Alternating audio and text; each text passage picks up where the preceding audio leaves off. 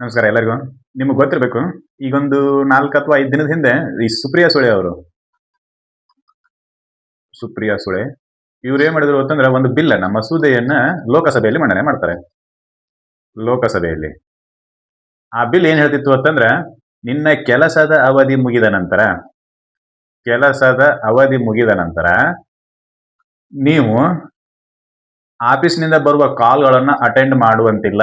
ಅಂದ್ರೆ ಆಫೀಸ್ನಾಗ ಏನ್ ಕೆಲಸ ಮಾಡಿ ಬಂದಿರ್ತೀರೋ ಅದೇ ಫೈನಲ್. ನಿಮಗ ನಿನ್ನ ಕೆಲಸದ ಅವಧಿ ಮುಗಿದ ನಂತರ ಆಫೀಸ್ನವರು ಮೇಲ್ ಅಟೆಂಡ್ ಮಾಡ್ರಿ, ಸ್ಟೇಟ್ಮೆಂಟ್ ಕಳಿಸ್ರಿ. ಈ ರೀತಿಯಾಗಿರ್ತಕ್ಕಂಥ ಯಾವುದೇ ಫೋನ್ ಕಾಲ್ಸ್ ಆಗಲಿ, ಮೇಲ್ಗಳನ್ನಾಗಲಿ ಅಥವಾ ಮತ್ಯಾವುದೇ ಕಮ್ಯುನಿಕೇಶನ್ಗಳ ಮಾಧ್ಯಮಗಳ ಮೂಲಕ ನಿಮ್ಮನ್ನ ಪೀಡಿಸುವಂತಿಲ್ಲ ಅಂತೇಳಿ ಒಂದು ಮಸೂದೆಯನ್ನ ಮಂಡನೆ ಮಾಡ್ತಾರ ಅವರು.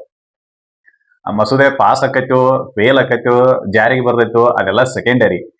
ಬಟ್ ಆ ಮಸೂದೆಯನ್ನ ಮಂಡನೆ ಮಾಡಕ ಅವರಿಗೆ ಬೇಸ್ ಯಾವುದು, ಆಧಾರ ಯಾವುದು, ಸಂವಿಧಾನದ ಆಧಾರ ಯಾವುದು ಅಂತ ಕೇಳಿದ್ರೆ ಆರ್ಟಿಕಲ್ 43.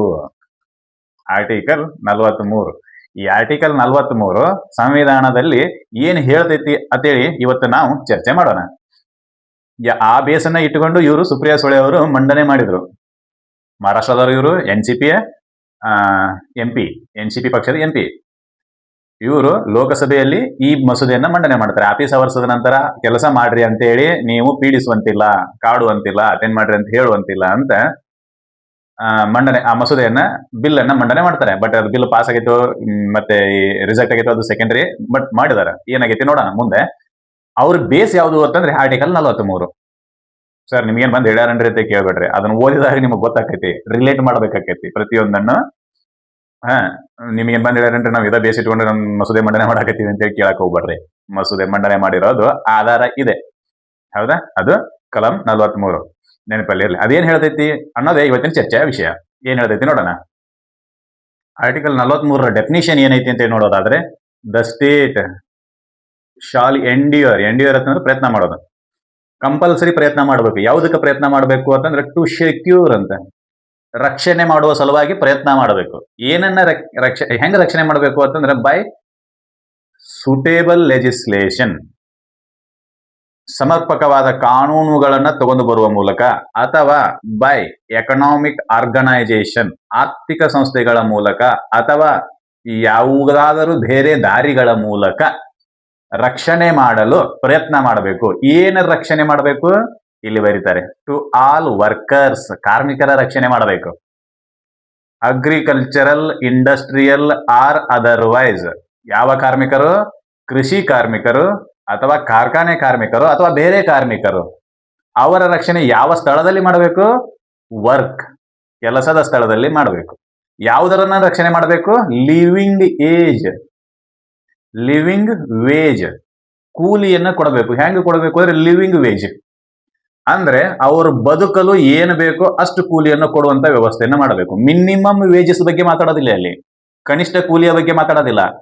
ಯಾವ ಕೂಲಿಯ ಬಗ್ಗೆ ಬರ್ತಾರೆ ಅಂದ್ರೆ ಲಿವಿಂಗ್ ವೇಜ್ ಅಂದ್ರೆ ಒಬ್ಬ ವ್ಯಕ್ತಿ ಡೀಸೆಂಟ್ ಲೈಫ್ ಅನ್ನ ನಡೆಸಲು ಎಷ್ಟು ದುಡ್ಡಿನ ಅವಶ್ಯಕತೆ ಇದೆಯೋ ಅಷ್ಟು ವೇಜಸ್ ಅನ್ನ, ಕೂಲಿಯನ್ನ ಕೊಡತಕ್ಕಂತ ವ್ಯವಸ್ಥೆ ಇರಬೇಕು. ಅಂದ್ರೆ ಒಬ್ಬ ವ್ಯಕ್ತಿ ದಿನಕ್ಕೆ 500ದಂತೆ ಖರ್ಚು ಮಾಡ್ತಾನೋ ಅಂತಂದ್ರೆ ಅವನ ತಿಂಗಳಿಗೆ 15,000 ರೂಪಾಯಿಗಳ ಕೂಲಿಯನ್ನು ಕೊಡತಕ್ಕಂತ ವ್ಯವಸ್ಥೆ ಇರಬೇಕು. ಅರ್ಥ ಆಯ್ತಾ? ಇಲ್ಲಿ ಬರೆಯೋದು ಅದನ್ನ ನೀವು ಸೆಕ್ಯೂರ್ ಮಾಡಬೇಕು ಅಂತೇಳಿ ರಾಜ್ಯಕ್ಕೆ ಡೈರೆಕ್ಷನ್ ಕೊಡಬೇಕು. ಜೊತೆಗೆ conditions of work ensuring decent standard of life. ಆಗ ಸ್ಥಿತಿಗತಿಗಳು ಹೆಂಗಿರಬೇಕು, ಕೆಲಸದ ಸ್ಥಿತಿಗತಿಗಳು ಹೆಂಗಿರಬೇಕು ಅಂತಂದ್ರೆ ಡೀಸೆಂಟ್ ಸ್ಟ್ಯಾಂಡರ್ಡ್ ಆಫ್ ಲೈಫ್, ಗುಣಮಟ್ಟದ ಜೀವನವನ್ನು ನಡೆಸುವಂತಹ ವರ್ಕಿಂಗ್ ಕಂಡೀಷನ್ ಇರಬೇಕು. ಕೆಲಸದ ಸ್ಥಿತಿಗಳು ಹಂಗಿರ್ಬೇಕಂತ.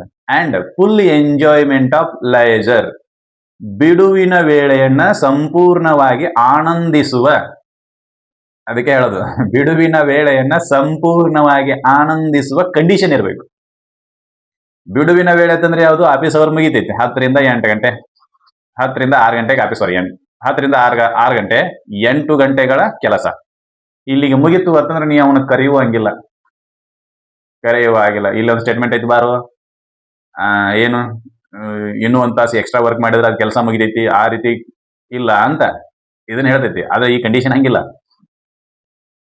ಇದೇ ಮಸೂದೆಯನ್ನ ಬಿಡುವಿನ ವೇಳೆಯಲ್ಲಿ ಅಂದ್ರೆ ನಿನ್ನ ಆಫೀಸ್ ಅವರ್ಸ್ ಮುಗಿದ ನಂತರ ನೀನೇನ್ ಮಾಡುವಂಗಿಲ್ಲ, ಆಫೀಸ್ ಕಾಲ್ ಅಟೆಂಡ್ ಮಾಡ್ರಿ, ಮೇಲ್ ಅಟೆಂಡ್ ಮಾಡ್ರಿ ಅಂತೇಳಿ ಹೇಳುವಂಗಿಲ್ಲ ಅಂತೇಳಿ ಮಸೂದೆಯನ್ನ ಸುಪ್ರಿಯಾ ಸುಳೆ ಅವರು ಮಂಡನೆ ಮಾಡ್ತಾರೆ. ಜೊತೆಗೆ ಸೋಷಿಯಲ್ ಅಂಡ್ ಕಲ್ಚರಲ್ ಅಪಾರ್ಚುನಿಟೀಸ್ ಅಪಾರ್ಚುನಿಟೀಸ್ಗಳನ್ನು ಕೂಡ ನೀನು ಏನ್ ಮಾಡ್ಬೇಕು, ಸೆಕ್ಯೂರ್ ಮಾಡ್ಬೇಕು. ಸರ್ ನಮ್ಮ ಮನೆಯಲ್ಲಿ ರುದ್ರಾಭಿಷೇಕ ಐತಿ, ನನಗೆ ರಜಾ ಕೊಟ್ರಿ ಅಂತಂದ್ರೆ ಕೊಡಬೇಕು. ಕಲ್ಚರಲ್ ಆಕ್ಟಿವಿಟೀಸ್ ಅದು. ದಸರಾ ರಜಾದಾಗ ಬಂದು ನಿನ್ ಕೆಲಸ ಮಾಡಂತ ಹೇಳಕ್ ಬರೋದಿಲ್ಲ. That is an cultural activities. ಅಂದ್ರೆ ಇದು ಇಷ್ಟೇ, ಇದರ ಉದ್ದೇಶ, ಈ ಕಾಯ್ದೆಯ ಉದ್ದೇಶ ಎಷ್ಟೇ, ನಿನ್ನ ಸಾಂಸ್ಕೃತಿಕ ನೆಲೆಗಟ್ಟುಗಳನ್ನ ಬಿಟ್ಟು ನೀನು ಬರೇ ಕೆಲಸ ಮಾಡಂತ ಹೇಳಕ್ ಬರಂಗಿಲ್ಲ. ಇದು ಸಾಂಸ್ಕೃತಿಕ ನೆಲೆಗಟ್ಟುಗಳನ್ನ ಅಥವಾ ಸಾಂಸ್ಕೃತಿಕ ಪದ್ಧತಿಗಳನ್ನು ಕೂಡ ಇದು ರಕ್ಷಣೆ ಮಾಡ್ತೈತಿ. ಯಾವುದು? ಆರ್ಟಿಕಲ್ 43 ರಕ್ಷಣೆ ಮಾಡ್ತೈತಿ. And in particular, the state shall endeavor to promote cottage industries on an individual or cooperative basis in rural areas. ಇದ್ರಾಗ ಒಂದು 3-4 ಕಂಡೀಷನ್ಗಳು ಬರ್ತವೆ. ಸ್ಟೇಟ್ ಶಾಲ್ ಸೆಕ್ಯೂರ್ ಅಂತ ಬರೋದು, ಏನೇನು ಸೆಕ್ಯೂರ್ ಮಾಡಬೇಕು ಅಂತಂದ್ರೆ ಸ್ಟ್ಯಾಂಡರ್ಡ್ ಡಿಸೆಂಟ್ ಲೈಫ್ ಅನ್ನ ಕೊಡ್ತಕ್ಕಂತ ಒಂದು ಲಿವಿಂಗ್ ವೇಜ್ ಅನ್ನ ಕೊಡಬೇಕು. ಎರಡನೇದು ಕಂಡೀಷನ್ಗಳು ಹ್ಯುಮ್ಯಾನಿಟಿಯಿಂದ ಕೂಡಿರಬೇಕು. ಮೂರನೇದು ಬಿಡುವಿನ ವೇಳೆಯನ್ನ ಫುಲ್ ಆಫ್ ಎಂಜಾಯ್ಮೆಂಟ್ ಮಾಡುವಂತದ್ದು ಇರಬೇಕು. ನಾಲ್ಕನೇದು ಕಲ್ಚರಲ್ ಅಪಾರ್ಚುನಿಟೀಸ್ ಗಳ ಬಗ್ಗೆ ಡಿನೈಡ್ ಮಾಡಬಾರ್ದು. ಐದನೇದು ಏನ್ ಹೇಳ್ತೈತಿ ಅಂತಂದ್ರೆ ಕಾಟೇಜ್ ಇಂಡಸ್ಟ್ರಿನ, ಗುಡಿ ಕೈಗಾರಿಕೆಗಳನ್ನ ರಕ್ಷಣೆ ಮಾಡಬೇಕು. On the basis of what? ವೈಯಕ್ತಿಕವಾಗಿ ಒಬ್ಬನೇ ಕೆಲಸ ಮಾಡ್ತಿದ್ದ ಅಂತಂದ್ರೆ ಅದನ್ನು ರಕ್ಷಣೆ ಮಾಡ್ರಿ. ಆಮೇಲೆ ಕೋಆಪರೇಟಿವ್ ಸೊಸೈಟಿಗಳ ಮೂಲಕ ಕೆಲಸ ಮಾಡ್ತಿದ್ರು ಅಂತಂದ್ರೆ ಅದನ್ನು ಮಾಡ್ರಿ. ಕೋಆಪರೇಟಿವ್ ಸೊಸೈಟಿಗಳು ಅಂತಂದ್ರೆ ಫಾರ್ ಎಕ್ಸಾಂಪಲ್ ಹೇಳ್ತೀನಿ. ಈಗ ನೀವು ನೋಡಿರ್ಬೇಕು, ಯಾವುದು ಅಂದ್ರೆ ನೇಕಾರರ ಸಂಘಗಳು ಅದಾವು. ನೇಕಾರರ ಸಂಘಗಳು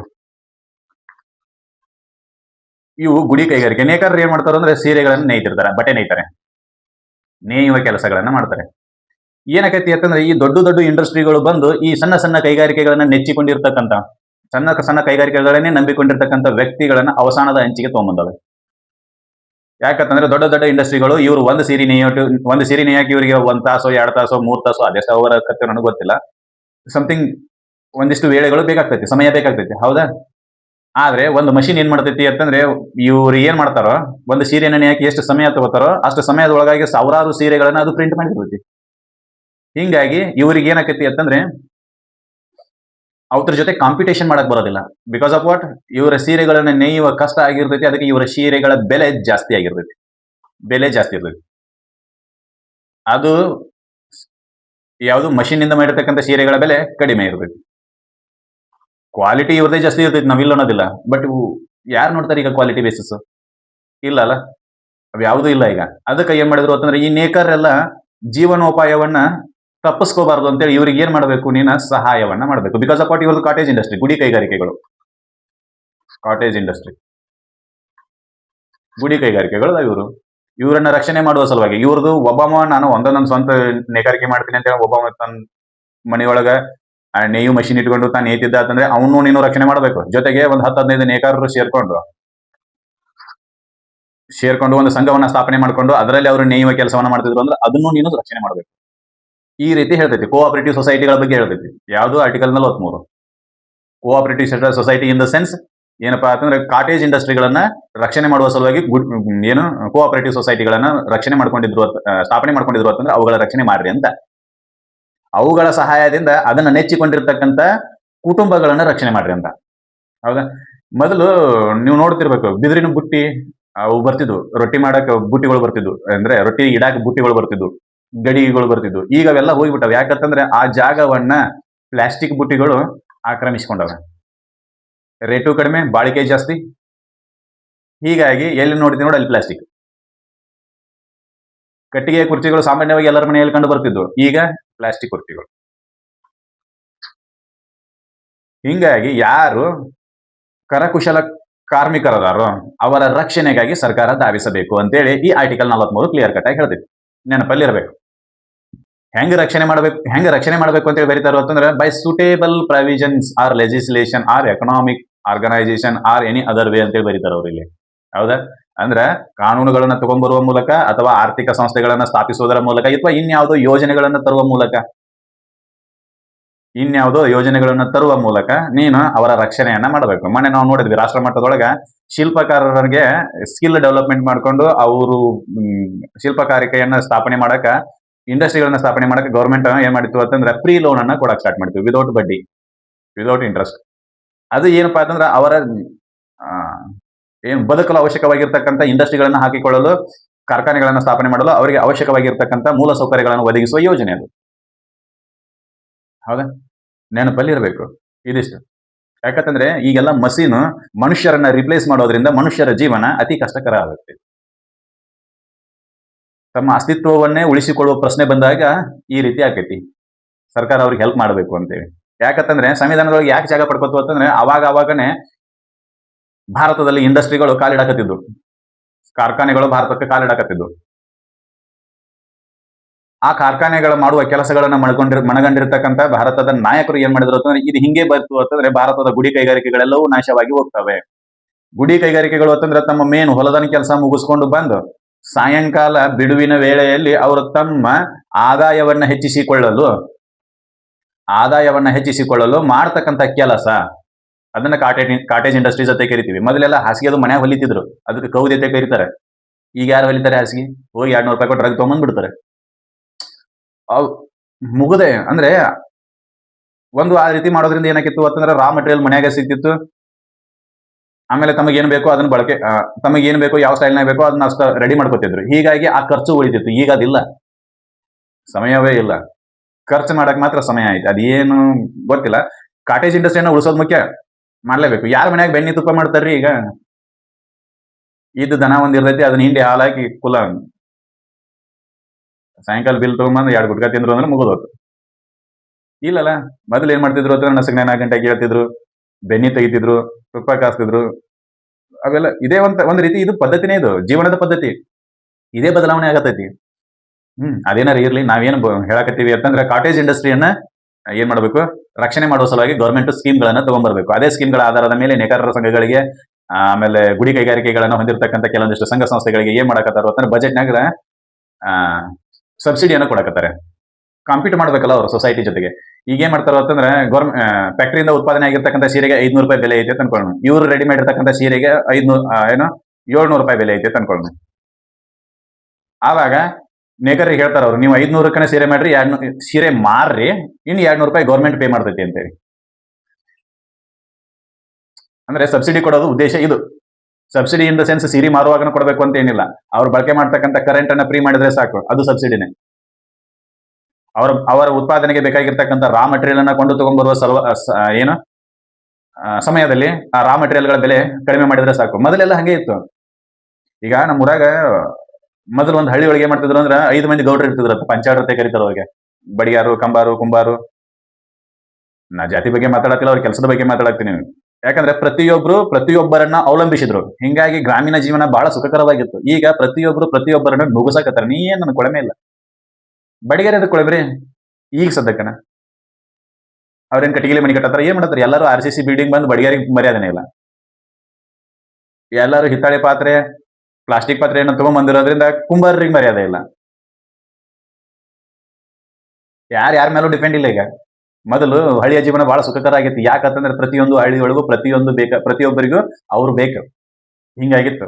ಮೊದಲು ನಾವು ನೋಡ್ತಿದ್ವಿ, ಏನು ಯಾವ ಸಮಯ ಅದು, ದಸರಾ ಸಮಯದೊಳಗೆ ದೀಪ ಹಚ್ಚಬೇಕು ಅಂತಂದ್ರೆ ಆ ಪಣತಿಯನ್ನ ಮಾರಕ್ ಬರ್ತಿದ್ರು. ಆ ಪಣತಿಯನ್ನ ಮಾರಕ್ ಬಂದಾಗ ಯಾರು ತಗೋತಿದ್ರು, ಅವರೆಲ್ಲ ಕಾಳುಗಳನ್ನ ನೀಡ್ತಿದ್ರು, ದುಡ್ಡು ಕೊಡ್ತಿರ್ಲಿಲ್ಲ, ಕಾಳುಗಳನ್ನ ನೀಡ್ತಿದ್ರು. ಆ ಕಾಳಿನ ಆಧಾರದ ಮೇಲೆ ಅವ್ರ ಜೀವನ ನಡೀತಿತ್ತು, ಇವ್ರ ಪಣತಿನೂ ಬರ್ತಿತ್ತು.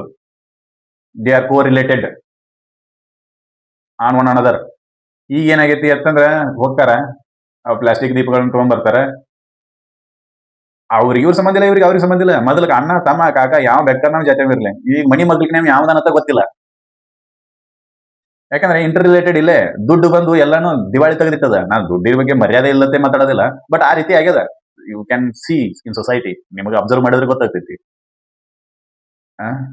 ಇರ್ಲಿ, ಅದೇನಾರ ಸೆಕೆಂಡ್ರಿ ಇರ್ಲಿ. ಇದಿಷ್ಟು ಯಾಕೆ ಈ ಕಾಯ್ದೆನ ಜಾರಿಗೆ ತಗೊಂಡ್ಬಂದ್ರು ಅಂತಂದ್ರೆ ಸೋಷಿಯಲ್ ಲೈಫ್ ಅನ್ನ ಇಂಪ್ರೂವ್ ಮಾಡಬೇಕು, ಸಾಮಾಜಿಕ ಜೀವನವನ್ನು ಇಂಪ್ರೂವ್ ಮಾಡಬೇಕು. ಜೊತೆಗೆ ಕಲ್ಚರ್ ಆಕ್ಟಿವಿಟಿಗಳನ್ನ, ಒಬ್ಬರ ಜೀವನದಲ್ಲಿ ಇರ್ತಕ್ಕಂಥ ಸಾಂಸ್ಕೃತಿಕ ಕಾರ್ಯಕ್ರಮಗಳನ್ನ ಕಸಿದುಕೊಳ್ಬಾರ್ದು. ಆಮೇಲೆ ಉತ್ತಮ ಗುಣಮಟ್ಟದ ಜೀವನ ನಡೆಸ್ತಕ್ಕಂಥ ಕೂಲಿಯನ್ನ ನೀನು ಕೊಡಬೇಕು. ಎರಡನೇದು, ಬಿಡುವಿನ ವೇಳೆಯಲ್ಲಿ ಎಂಜಾಯ್ ಮಾಡ್ತಕ್ಕಂಥ ಅವಕಾಶಗಳನ್ನ ನೀನು ಕಸಿದುಕೊಳ್ಬಾರ್ದು. ಅದಕ್ಕೆ ನೋಡ್ರಿ, ಎಲ್ಲಾ ಫ್ಯಾಕ್ಟರಿಗಳಿರ್ಲಿ, ಏನೇ ಇರಲಿ, ಯಾವ್ದೋ ಗೌರ್ಮೆಂಟ್ ಆಫೀಸ್ ಇರಲಿ, ಊಟದ ಸಮಯವನ್ನ ಬಿಟ್ಟಿರ್ತಾರೆ, ಟೀ ಬ್ರೇಕ್ ಅನ್ನ ಬಿಟ್ಟಿರ್ತಾರೆ. ನೆನಪಲ್ಲಿ ಇರಬೇಕು. ಇದು ನೀವು ಕೊಡ್ರಿ ಅಂತೇಳಿ ಯಾವ್ದು ಹೇಳ್ತೈತಿ ಅಂದ್ರೆ ಆರ್ಟಿಕಲ್ 43 ಹೇಳ್ತೈತಿ. ಇದು ನೆನಪಿರ್ಬೇಕು. ಇಷ್ಟ ಆದ್ರೆ ಇದು ಆರ್ಟಿಕಲ್ 43 ಬಗ್ಗೆ. ಇನ್ನು ಮುಂದಿನ ವಿಡಿಯೋ ಆರ್ಟಿಕಲ್ 43A 1976 42ನೇ ಸಂವಿಧಾನದ ತಿದ್ದುಪಡಿಯ ಮೂಲಕ ಸೇರ್ಪಡೆಯಾಗಿರ್ತಕ್ಕಂಥದ್ದು. ಅದೇನ್ ಹೇಳ್ತೈತಿ ಅಂತೇಳಿ ಮುಂದಿನ ವಿಡಿಯೋದಲ್ಲಿ ನೋಡೋಣ. ಇದರಲ್ಲಿ ನೀಡತಕ್ಕಂಥ ಮಾಹಿತಿ ನಿಮಗೆಲ್ಲ ಇಷ್ಟ ಆಗೈತೆ ಅಂತ ಅನ್ಕೋತೀನಿ. ಇಷ್ಟ ಆಗಿದ್ರೆ ಈ ಮಾಹಿತಿಯನ್ನು ಎಲ್ಲರಿಗೂ ಸರ್ಕ್ಯುಲೇಟ್ ಮಾಡ್ರಿ, ನಮ್ಮ ಚಾನಲ್ ಅನ್ನ ಸಬ್ಸ್ಕ್ರೈಬ್ ಮಾಡ್ರಿ, ಆಮೇಲೆ ಕಮೆಂಟ್ ಬಾಕ್ಸ್ ಓಪನ್ ಐತಿ, ತಪ್ಪಿದ್ರೆ ಬರದಾಕ್ರಿ, ಸರಿ ಇತ್ತು ಅಂತಂದ್ರೆ ಅದನ್ನು ತಿಳಿಸ್ರಿ, ಆಮೇಲೆ ಲೈಕ್ ಮಾಡ್ರಿ ಅಂತ ಹೇಳ್ತಾ ಮುಂದಿನ ವಿಡಿಯೋದಲ್ಲಿ ಮತ್ತೆ ಭೇಟಿಯಾಗೋಣ. ಅಲ್ಲಿವರೆಗೂ ಧನ್ಯವಾದಗಳು.